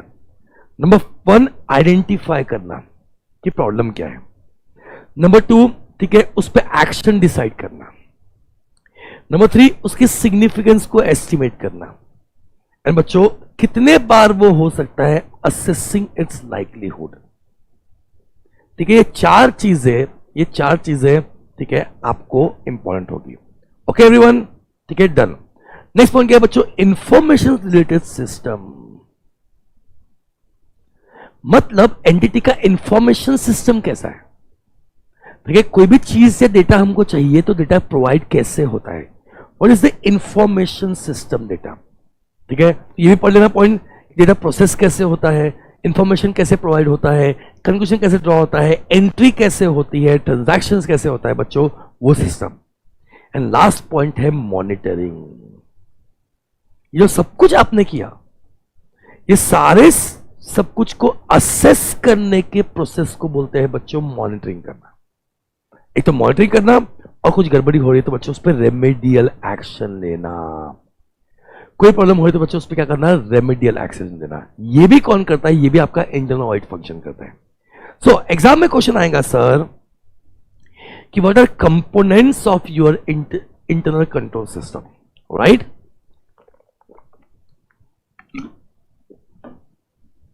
तो आंसर बहुत सिंपल है, निमोनिक क्या है, क्राइम। सी से कंट्रोल एक्टिविटी, मैनेजमेंट के जो डायरेक्टिव्स है वो फॉलो हुए कि नहीं हुए। आर से है risk assessment process with in the entity, idea, 4 चीजें करना। आई से है इंफॉर्मेशन सिस्टम एडिक्वेट है कि नहीं। ठीक है, एम से मॉनिटरिंग करना, पूरे सिस्टम को इवैल्यूएट करना और रेमेडियल एक्शन देना। लास्ट है बच्चों control environment, 3A attitude, action and awareness of management regarding internal control system and it's important. देखो बच्चों बेस्ट पॉइंट क्या है, कंट्रोल एनवायरनमेंट पे भी अलग से क्वेश्चन आ सकता है। इसका डेफिनेशन आपको याद होगा, it is 3A overall attitude, action, awareness of management regarding internal control, ये ICS है, internal control system and it's important. Clear. But sir एक अच्छा कंट्रोल एनवायरनमेंट बनाने के लिए आपके मन में क्वेश्चन आ रहा होगा कि भाई एंटिटी में एक अच्छा कंट्रोल एनवायरनमेंट बनाना है अपने को ताकि गलतियां हो ही नहीं, तो किन किन फैक्टर्स को कंसीडर करना पड़ेगा, what are the elements. First point है बच्चों HR पॉलिसीज। ठीक है, HR पॉलिसीज बहुत इंपॉर्टेंट है। आप कैसे लोगों को हायर कर रहे हो, भाई अनअकैडमी कितने भी अच्छा प्लान कर ले, बट टीचर्स कैसे हायर कर रहे हैं अनअकैडमी, वो बहुत इंपॉर्टेंट है। ठीक है, सही लोगों को हायर करेंगे ऑटोमेटिकली आपका सिस्टम सही हो जाएगा, कंट्रोल एनवायरनमेंट सही हो जाएगा। तो HR पॉलिसी बहुत इंपॉर्टेंट है। नेक्स्ट बच्चों ऑर्गेनाइजेशन स्ट्रक्चर बहुत इंपॉर्टेंट है। ठीक है, एग्जांपल दे रहा हूं, कोई टीचर गलत पढ़ा रहा है बट कोई रिव्यू करने के लिए नहीं है, कोई रिव्यू करने के लिए ही नहीं है। तो क्या होगा, वो बंदा गलत पढ़ा रहा है, गलत पढ़ा रहा है, गलत पढ़ा रहा है, अपने आप धीरे धीरे ऑर्गेनाइजेशन का नाम खराब हो रहा है, राइट। तो रिव्यू करने के लिए होना चाहिए। अकेडमी वी हैव रिव्यूअर्स जो रिव्यू करते हैं बच्चों हमारे काम को, प्लस बैचेस को, ठीक है, हमारे यूट्यूब के सेशंस को रिव्यू करते हैं। They are also chartered accountants, they are also expert in this field, ठीक है। नेक्स्ट, मैनेजमेंट की फिलॉसफी क्या है भाई, उनकी सोच क्या है, ऑपरेटिंग स्टाइल क्या है, तो बहुत इंपॉर्टेंट है। कंटेंट एनवायरनमेंट का बेस ही वही है।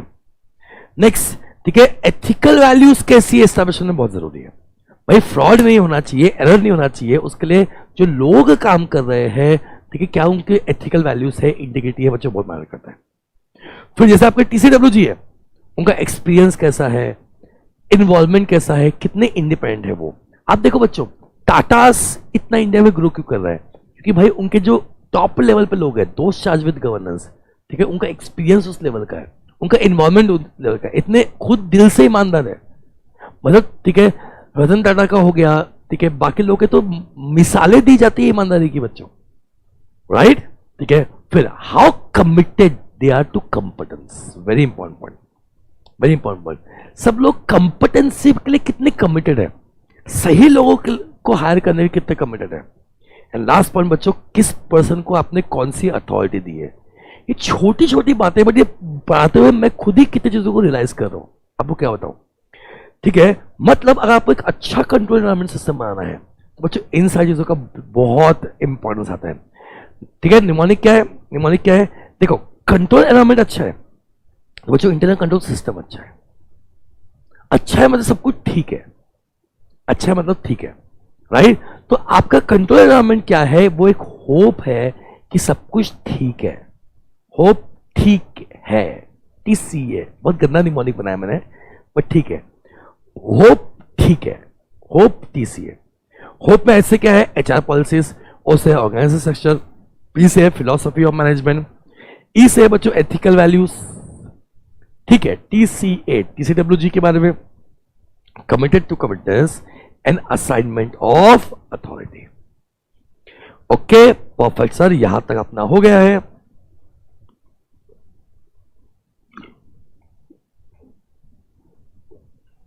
हाँ, होप एक्ट भी कर सकते हैं, होप एक्ट भी कर सकते हैं, कोई दिक्कत नहीं। ये भी अच्छा ऑप्शन दिया आपने मनीषा, वेरी गुड। हम इसको होप एक्ट भी कर सकते हैं। होप सब ठीक है, होप एक्ट ठीक है। ये क्या होप ठीक है ना, ऐसे गंदा सा अजीब सा है निमोनिक, और निमोनिक अगर अजीब सा हो ना तो हमको याद आता, अच्छा ये अजीब सा निमोनिक दिया था सर ने, होप ठीक है सब ठीक है, ऐसा अजीब सा निमोनिक दिया सर ने, ऐसा याद आता है अपने को, ठीक है। एंड फिर वो उससे आपका कहा दिया था, कंट्रोल एनवायरनमेंट में दिया था, तो ऑटोमेटिकली वो चीजें याद रहती है, इसलिए कई बार कुछ अजीब अजीब निमोनिक्स भी लेके आता हूं। ओके एवरीवन, अभी भी कुछ पॉइंट्स बचे हैं, मुझे लगता है कि और अपना आधे घंटे का लेक्चर बचा हुआ है अभी भी, बट जैसा मैं नॉर्मली करता हूँ, ठीक है, लेक्चर थोड़े बड़े होते हैं और मैं अभी आपको एक्सप्लेन कर रहा हूँ, मूड में भी अच्छा हो, थोड़ा सा बढ़िया आपको अच्छा पढ़ाता हूँ ये सारी चीज़ों को, राइट। तो इसमें मैं क्या करता हूँ, 1 घंटे के बाद मैं एक छोटा सा ब्रेक लेता हूँ मैं नॉर्मली, मुझे लगता है कि आप ठीक है, सब कुछ होप के सब कुछ ठीक है, इसके लिए बच्चों एक छोटा सा ब्रेक लेते हैं अपन लोग, राइट। तो अभी टाइम हुआ है बच्चों 11:05। ओके, आई विल रिज्यूम, एक ब्रेक ले रहे छोटा सा हम लोग, ठीक है। जो लोग वापस आना चाहे आप आ सकते हो, छोटा सा ब्रेक ले रहे हैं बच्चों, हम लोग रिज्यूम करेंगे एट 11:20 PM। ओके एवरीवन, हम रिज्यूम करेंगे एट 11:20 PM। और ये वीडियो में बंद कर रहा हूं तो आपको फिर से ज्वाइन करना पड़ेगा बच्चों इस वीडियो को, ठीक है। 15 मिनट का ब्रेक, थोड़ा रिलैक्स कर लो, चिल मार लो आराम से, और फिर से फुल एनर्जी के साथ में पढ़ेंगे हम लोग, ठीक है। ओके ठीक है, यस फॉर ऑडिट। तो यू तो हमने लाख कंट्रोल सिस्टम देखा है, बट उसमें से कौन से कंट्रोल्स है बच्चों which are relevant for audit, ठीक है। आई रिपीट, उसमें से बच्चों कौन कौन से कंट्रोल सिस्टम है which are relevant for audit. Audit करने के इसमें से क्या रेलेवेंट है, राइट, ठीक है। तो देखते हैं बच्चों, so factors relevant to auditor's judgement whether a control individual और in combination is relevant to audit. बच्चों कौन कौन से कंट्रोल सिस्टम है जो ऑडिट के लिए रेलेवेंट है या नहीं है बच्चों, ये किन फैक्टर्स पे डिपेंड करता है, राइट। फर्स्ट पॉइंट है बच्चों साइज ऑफ एंटिटी। एंटिटी के साइज के ऊपर डिपेंड करता है कौन कौन से फैक्टर्स हमारे रेलेवेंट होंगे, कौन से नहीं होंगे। फिर next, nature of entities business including organisation and ownership structure. बच्चों बिजनेस के हिसाब से भी कई सारे कंट्रोल सिस्टम्स जो होते हैं, ठीक है, कुछ हमारे काम के होते हैं, कुछ हमारे काम के नहीं होते। फिर कॉम्प्लेक्सिटी ऑफ ऑपरेशंस, ठीक है, ऑपरेशंस कैसे वो रन करते हैं, कितना कॉम्प्लेक्स है, इजी ऑपरेशंस है, क्या है, कौन कौन से लॉज उन पे एप्लीकेबल है, ठीक है, रिस्क ऑफ मटेरियल मिसस्टेटमेंट ज्यादा है या कम है। फिर components of internal control system, crime, and last point बच्चों मटेरियलिटी। तो बहुत ही जनरल क्वेश्चन है, I repeat it's a very general question, but ठीक है, इसके लिए बच्चों ने एक निमोनिक दिया है, mnemonic is size and nature of care matters. I repeat, mnemonic is बच्चों size and nature of care matters. तो अगर आपको क्वेश्चन आएगा कि भाई कौन कौन से कंट्रोल्स ऑडिट के लिए रेलेवेंट है, ये किन फैक्टर्स पे डिपेंड करता है बच्चों, तो size and nature of care पे डिपेंड करता है। Size and nature of care के ऊपर डिपेंड करता है बच्चों। Number 1 size of entity, number 2 nature of entities business, ठीक है, केयर में सी से आ जाएगा बच्चों कॉम्प्लेक्सिटी ऑफ ट्रांजैक्शंस, ए से आ जाएगा एप्लीकेबल लॉज जो आप पे एप्लीकेबल है, आर से आ जाएगा बच्चों रिस्क ऑफ मटेरियल मिसस्टेटमेंट, ई से आ जाएगा establish components of internal control system, और मैटर से आ जाएगा बच्चों मटेरियलिटी। ओके, चलो इससे मैं मूव करता हूं नेक्स्ट पार्ट पे बच्चों, ठीक है। अब हम इंटरनल कंट्रोल सिस्टम को इवैल्यूएट कर रहे हैं। तो हम पहले ही बात कर चुके हैं कि रिस्क असेसमेंट प्रोसीजर में बहुत इंपॉर्टेंट है इंटरनल कंट्रोल सिस्टम को, एंटिटी, उसके एनवायरनमेंट को समझना, राइट। तो what we are doing is हम इंटरनल कंट्रोल सिस्टम को बच्चों इवैल्यूएट कर रहे हैं। इवैल्यूएट करने के लिए वी हैव 4 टूल्स, 4 तरीके हैं बच्चों से हम इंटरनल कंट्रोल सिस्टम को इवैल्यूएट करते हैं, राइट, ठीक है। आराम से समझना, बहुत सिंपल है। फर्स्ट है बच्चों नरेटिव रिकॉर्ड। ये पहले यूज हुआ करता था, आजकल ये यूज नहीं होता। पहले क्या होता था बच्चों, जो आपका सीए है, प्रिंसिपल है, ठीक है, जो आपका प्रिंसिपल है, उसका उतना टाइम नहीं होता था कि वो जाके पूरा इंटरनल कंट्रोल सिस्टम स्टडी करे। तो बच्चों वो बेचता था अपने आर्टिकल्स को कि जाओ तुम पूरे सिस्टम को देखो और हर एक को नरेट करके लिखो।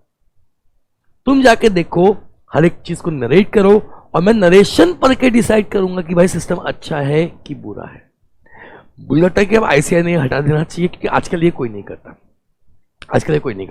आजकल लोग चेकलिस्ट फॉलो करते हैं या क्वेश्चन फॉलो करते हैं, बट ठीक है, ये भी एक तरीका हुआ करता था और कुछ लोग चाहे तो ऐसा कर सकते हैं, राइट।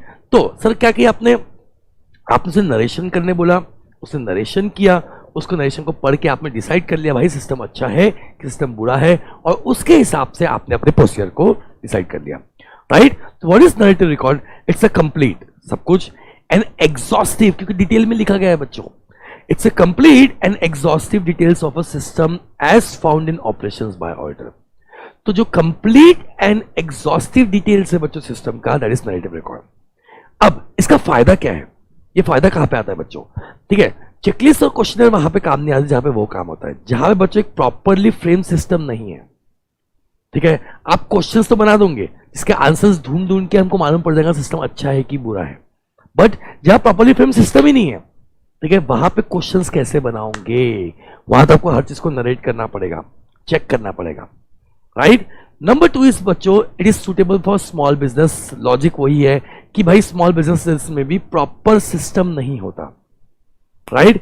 डिसएडवांटेज क्या है? सबसे पहले भाई ये टाइम कंज्यूमिंग है, पूरा लिखो फिर पूरा पढ़ो, दुनिया कहां की कहां निकल जाती है।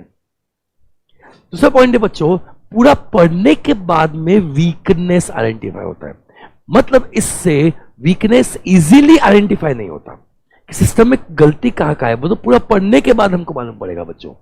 यहां ना वीकनेस इजीली आइडेंटिफाई नहीं होता, राइट। और आपको कॉन्स्टेंटली अपडेट करना पड़ेगा, बिकॉज जहां भी सिस्टम में चेंज होगा आपको जाके फिर से पूरा स्टडी करना पड़ेगा। तो what is narrative record? It's a complete and exhaustive details of entire internal control system as found by auditor. इसका फायदा ये है कि जहां प्रॉपर्ली फ्रेम सिस्टम नहीं है या स्मॉल एंटिटीज के लिए बच्चों ये बहुत अच्छा है, but it is not that good for, ठीक है, बिग एंटिटीज। डिसएडवांटेज क्या है? पूरा लिखना पढ़ना टाइम कंज्यूमिंग है, number 1। Number 2, weakness easily locate नहीं हो पाती, राइट, ठीक है। अब आते हैं बच्चों चेकलिस्ट और क्वेश्चनर की ओर। तो हमारे एक्सपीरियंस के हिसाब से हमको पता होता है कि क्या क्या चीजें चेक करने में हमें मालूम पड़ जाए बच्चों कि सिस्टम कहाँ अच्छा है और कहाँ सिस्टम बुरा है, राइट। ठीक है, हमारे एक्सपीरियंस से हमें पता है कि ये सारी चीजें आइडेंटिफाई करने से हमको समझ जाएगा कहाँ सिस्टम अच्छा है और कहाँ सिस्टम बुरा है, राइट। तो हम लोग क्या करते हैं बच्चों, कुछ क्वेश्चंस फ्रेम करते हैं। जैसे आपको एक बेसिक एग्जांपल दे दूं कि जहां पे सेंट्रलाइज परचेस डिपार्टमेंट होता है ना, वहां सिस्टम अच्छा होता है, राइट। जहां सेंट्रलाइज परचेस डिपार्टमेंट होता है बच्चों, वहां सिस्टम अच्छा होता है। तो हम क्वेश्चन फ्रेम कर देंगे, क्या यहाँ पे सेंट्रलाइज परचेस डिपार्टमेंट है? क्या यहाँ पे वो लोग, ठीक है, परचेस करने के पहले कोटेशंस इनवाइट करते हैं? ऐसे कुछ क्वेश्चन हमने लिख दिए बच्चों, इज इट क्लियर? अब ठीक है, चेकलिस्ट क्या है? जहां पे ये क्वेश्चंस का आंसर ढूंढनेगा आपका ऑडिट स्टाफ, यानी आप खुद की टीम का इंसान। और क्वेश्चनर क्या है? जहां पे ये सारे क्वेश्चंस आप बच्चों एंटिटी को दे दोगे या उसके स्टाफ को दे दोगे। फर्क क्या है? दोनों भी जगह पे ये सीरीज ऑफ क्वेश्चंस हमने बनाए। In both situations it is series of questions prepared by auditor. फर्क क्या है सर? चेकलिस्ट में वो आंसर कौन करता है? हमारा खुद का ऑडिट स्टाफ करता है। और क्वेश्चनर में बच्चों वो आंसर कौन करता है? क्वेश्चनर में वो आंसर करता है क्लाइंट। ठीक है, अब दोनों का फायदा कैसा है, क्या है बच्चों? आपने क्वेश्चंस दिए तो ठीक है, आपने डिसाइड कर दिया हर नो पे सिस्टम बुरा है, हर अच्छा यस पे सिस्टम अच्छा है। इससे क्या होगा? सीधा no no no no no no ढूंढ लिया, you can easily identify the weakness in internal control system. जो प्रॉब्लम था बच्चों आपके नरेटिव रिकॉर्ड में, पूरा पढ़ना पड़ता था, या नो नो नो वाले पढ़ लिया, आपने इजीली आइडेंटिफाई कर दिया weakness in your internal control system, right everyone. ठीक है, सो इसका पहला फायदा क्या है कि भाई एक तो ये मोटिवेटिंग है, मजा आता है क्वेश्चन ढूंढने में। वो नरेशन में क्या ढूंढते बैठो, लिखते बैठो, ठीक है, इसमें मजा आता है। Number two weakness easily locate हो जाता है। It's a very very important point. But problem क्या है, डिसएडवांटेज क्या है कि भाई वो क्वेश्चंस बनाने के लिए भी आपको एक्सपीरियंस होना चाहिए, नॉलेज होना चाहिए, इंटेलिजेंस होना चाहिए, जो हर एक नहीं कर पाता। और क्वेश्चनर जैसी जगहों पे बच्चों क्लाइंट चाहो तो मैनिपुलेट भी कर सकता है आपके क्वेश्चंस के आंसर्स को। ये दो प्रॉब्लम है बच्चों। मजेदार बात क्या है, एग्जाम में इनमें से कोई भी आता है तो चेकलिस्ट और क्वेश्चनर के एडवांटेज और डिसएडवांटेज बच्चों क्या है? सेम है।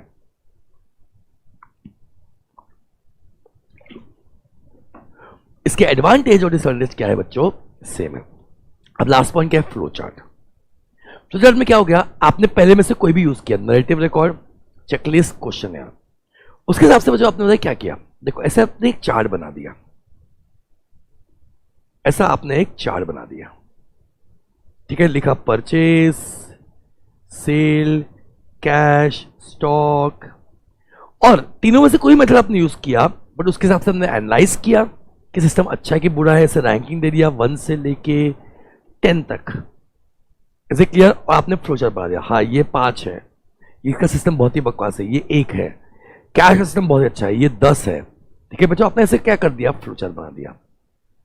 तो आपने बाकी कोई तरीका यूज करते हुए फ्लोचार्ट बना दिया। अब आगे जाके जब आप ऑडिट करना शुरू करोगे बच्चों, सीधा फ्लोचार्ट देखो, काम करना शुरू कर दो। फ्लोचार्ट देखो, कैश का सिस्टम कैसा है? बहुत अच्छा है, ठीक है भाई, ऊपर ऊपर चेक कर लो।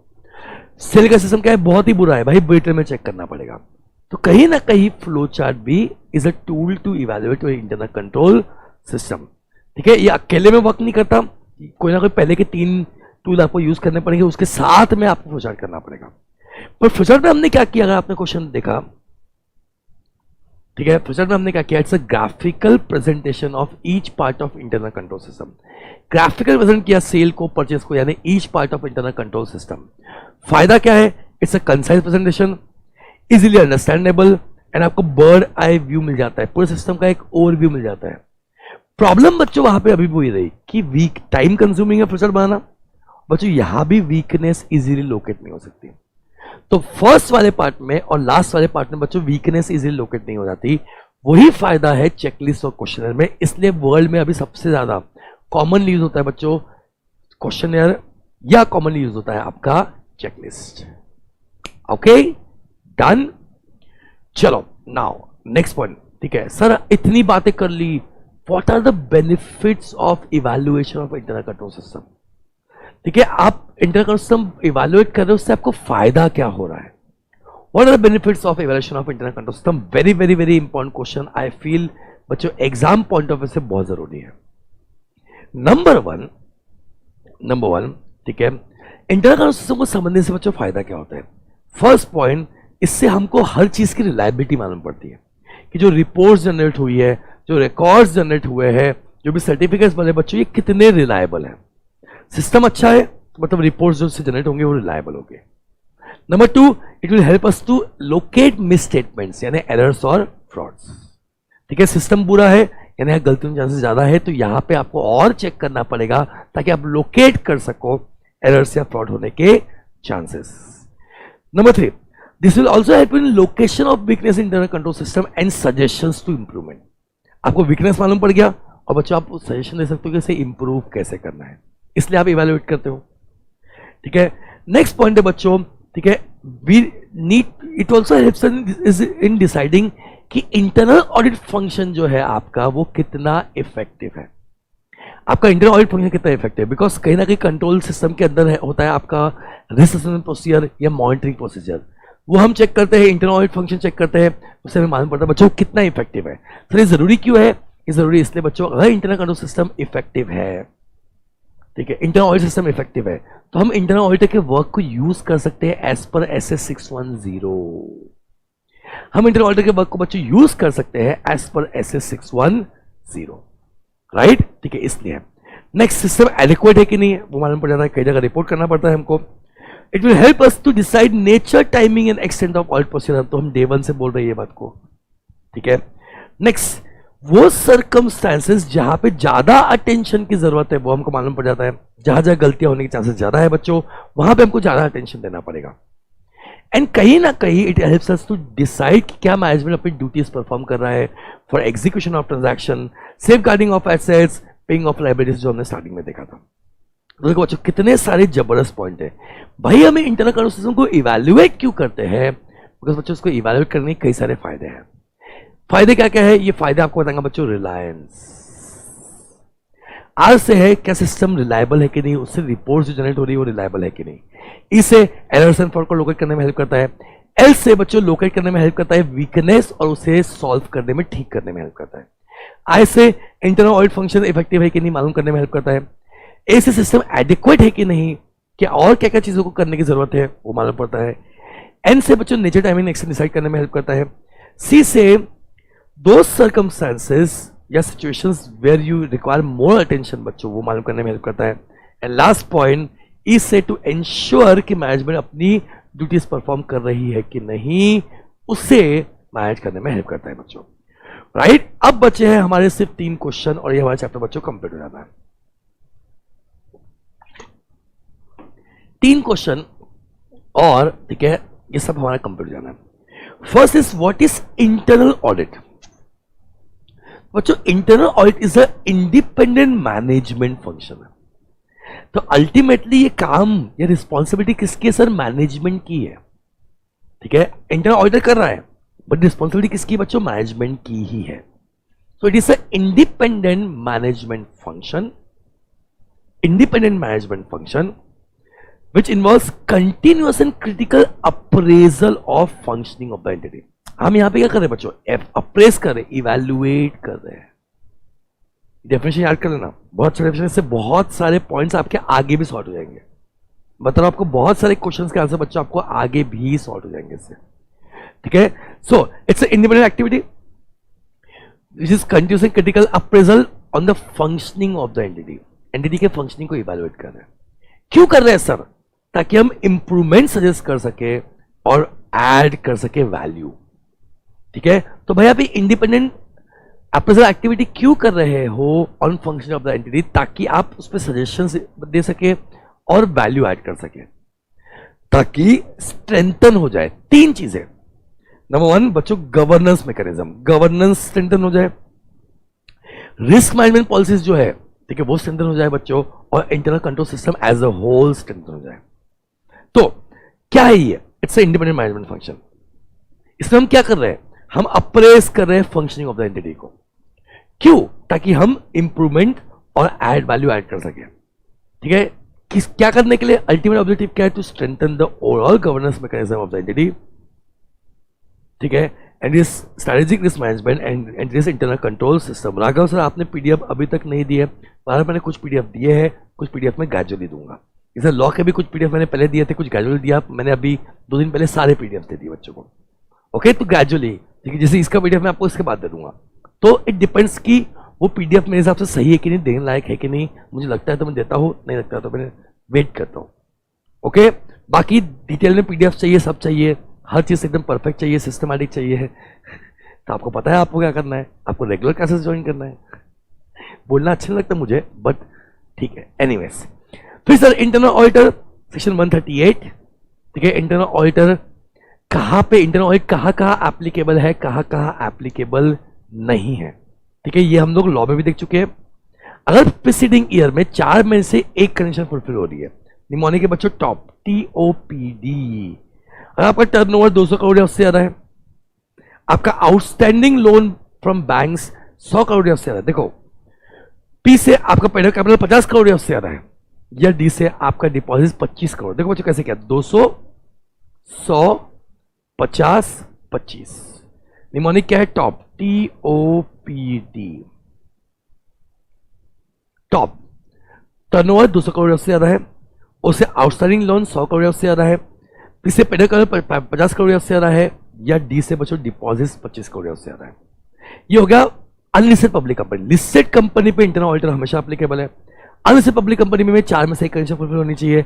जो प्राइवेट कंपनी में ये पहले 2 कंडीशन में से एक कंडीशन फुलफिल होनी चाहिए, राइट, ठीक है। अब ये इंटरनल ऑडिट कौन कर सकता है सर, तो CA भी कर सकता है, लॉ में लिखा हुआ है, CMA भी कर सकता है। तो यहां तक ठीक था, अब इन्होंने हद ही कर दी। इन्होंने बोला any other professional as decide by BOD, मतलब BOD चाहे तो CSO कर लगा सकते हैं, MBA को लगा सकते हैं, BCom M.Com वाले को लगा सकते हैं, एज पर देयर डिस्क्रिप्शन। ये प्रॉब्लमेटिक इशू आ गया हमारे लिए काम के प्रति। और एक खास बात क्या है बच्चों, स्टैट्यूटरी ऑडिटर होने के लिए आप कंपनी के एम्प्लॉय नहीं हो सकते बच्चों। इंटरनल ऑडिटर केस में आप कंपनी के एम्प्लॉय भी हुआ तो भी चलेगा। स्टैट्यूटरी ऑडिटर होने के लिए भाई तुमने प्रैक्टिसिंग CA होना चाहिए बच्चों। इंटरनल ऑडिट में प्रैक्टिसिंग हुआ तो भी चलेगा और नहीं भी हुआ तो चलेगा। ओ माय गॉड, तो कौन कर सकता है, CA भी कर सकता है, CMA भी कर सकता है, बाकी प्रोफेशनल्स भी कर सकते हैं।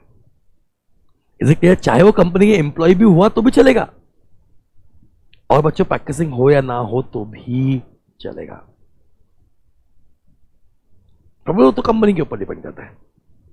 इंटरनल ऑडिट फंक्शन में क्या होता है, हम इंटरनल ऑडिट करते हैं। ऊपर वाला डेफिनेशन यहाँ पे सेम भी लिख दिया तो ऑलमोस्ट सेम है। तीनों चीजें वही है, गवर्नेंस प्रोसेस को आप स्टैंडर्ड कर रहे हो, रिस्क मैनेजमेंट कर रहे हो, और इंटरनल कंट्रोल प्रोसेस को कर रहे हो। देखो बच्चों फंक्शन से भी घुमा के वही किया है। गवर्नेंस प्रोसेस को हमको स्ट्रेंथन करना है, रिस्क मैनेजमेंट प्रोसेस को हमको स्ट्रेंथन करना है, और इंटरनल कंट्रोल सिस्टम के एक्टिविटीज जैसे उसे इवैल्यूएट करना, उसे रिव्यू करना, ठीक है, ये सारी चीजें बच्चों यहां पे इन्वॉल्व हो जाती है, राइट। ये आप खुद से पढ़ सकते हो, राइट, एग्जाम में क्वेश्चन उस पर भी आ सकता है।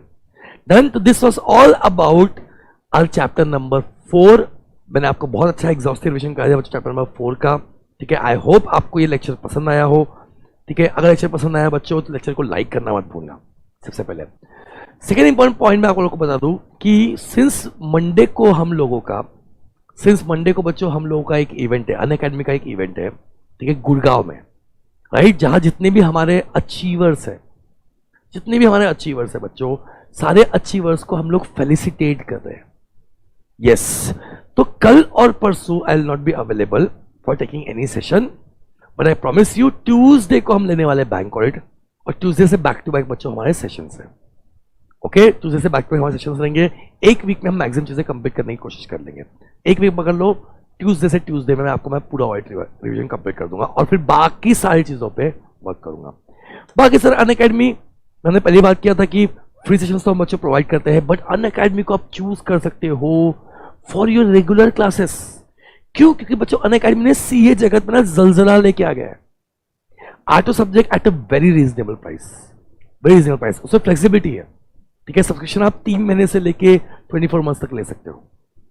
फीस की बात कर रहा था, देखो प्लस सब्सक्रिप्शन बच्चों 12 महीने का सब्सक्रिप्शन अराउंड 20,000 रुपए का है, यानी 20,000 में 8 सब्जेक्ट। अनअकैडमी में खास बात क्या है बच्चों, हर सब्जेक्ट के मल्टीपल एजुकेटर्स है, जिसके चाहे उसके लेक्चर आप देख सकते हो। यहाँ व्यूज की कोई लिमिट नहीं बच्चों, जितने बार चाहे उतने बार देख सकते हो। जब तक आपका सब्सक्रिप्शन चलेगा तब तक तब तक ठीक है मल्टीपल टाइम्स जितना देखना चाहो आप देख सकते हो, कोई टेंशन नहीं है। यहाँ बच्चों टेस्ट सीरीज होती है, इवैल्यूएट टेस्ट सीरीज होती है, मतलब टेस्ट सीरीज भेज दो तो चेक होके भी मिल जाएगा आपको इफ यू आर सब्सक्राइबर। ठीक है, यहाँ आप लाइव क्लास कर सकते हो, लाइव डाउट पूछ सकते हो, एजुकेटर से बात कर सकते हो, एजुकेटर से बात कर सकते हो बच्चों। ठीक है, ऐसे बहुत कुछ है, ये सब प्लस में है। आइकॉनिक क्या है बच्चों, ये हमारा ठीक है नेक्स्ट लेवल का प्लान है। ठीक है, जहां पे प्लस के तो सारे फीचर्स है, प्लस आपका एक कोच अपॉइंट होता है तो आपको स्टडी प्लान बना के देता है। ठीक है, आपको फिजिकल नोट्स प्रोवाइड होते हैं, प्लस में आपको पीडीएफ नोट्स मिलते हैं, या आपको फिजिकल नोट्स प्रोवाइड होते हैं बच्चों। एक्सपर्ट के बहुत सारे सेशंस होते हैं, टेस्ट के एनालिसिस होते हैं बहुत सारे। ठीक है, और कई सारे प्रिविलेज है जो हमारे यहाँ सिर्फ आइकॉनिक सब्सक्राइबर्स के लिए अवेलेबल है। राइट, तो सर आइकॉनिक की फीस क्या है, अराउंड 12 मंथ्स की आप देखोगे तो अराउंड 35,000 रुपए के आसपास है, 15,000 उससे ज्यादा है। अगर मनी इशू नहीं है, you can go for iconic subscription. पैसा वैसा इशू है तो बच्चों you can definitely go for plus subscription. Important क्या है, अनअकैडमी में सीए में हो, कहीं भी हो, आप हो, आपके दोस्त यार भाई बहन चाचा भतीजा मामा भांजा कोई भी हो, उन्हें बोलो जब भी अनअकैडमी में आप सब्सक्रिप्शन लो यूज करो मेरा कोड बच्चों KUNL कुणाल। मेरे कोड से मिनिमम तो आपको 10% डिस्काउंट मिल ही जाएगा। ठीक है, बट जो मैक्सिमम पॉसिबल डिस्काउंट कोई ऑफर अगर चल रहा है बच्चों तो सबके लिए सेम है, मुझसे इससे ज्यादा डिस्काउंट कोई नहीं दे सकता, सबके लिए बच्चों यहाँ पे सेम है। राइट, ठीक है, ये कोड करने से यूज करने से आपको फायदा होगा। राइट, बाकी ये नोट्स ये सेशन होने के बाद अब से 10 मिनट के अंदर बच्चों मैं अपने टेलीग्राम चैनल पे पोस्ट कर रहा हूँ। जिन्होंने ज्वाइन नहीं किया होगा बच्चों जाके तुरंत ये ज्वाइन कर लेना, स्कैनर है, इसे आप तुरंत ज्वाइन कर सकते हो। ओके एवरीवन, आई होप ये सेशन आप लोगों के लिए बहुत बेनिफिशियल रहा हो तो प्लीज कमेंट करके मुझे बताओ, लाइक करो वीडियो को लाइक करना मत भूलना, और मिलते हैं बच्चों ऑडिट के नेक्स्ट सेशन में ट्यूसडे को। टिल देन बाय बाय, सायोनारा, take care, God bless you, bye.